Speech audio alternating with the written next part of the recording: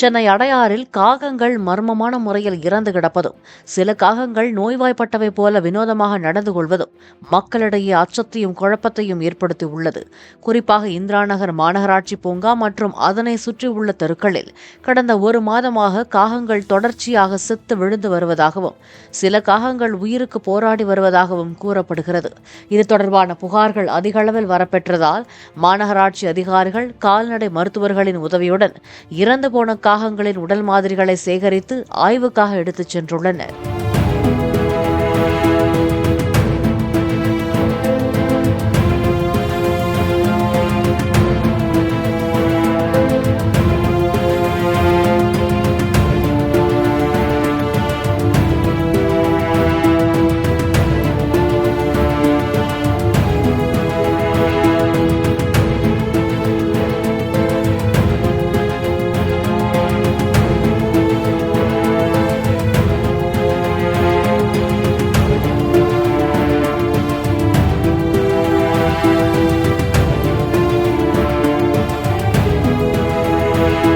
Play store மற்றும் app ஸ்டோரில் இருந்து பாலிமர் செயலியை QR கோடு மூலம் பதிவிறக்கம் செய்யுங்கள்.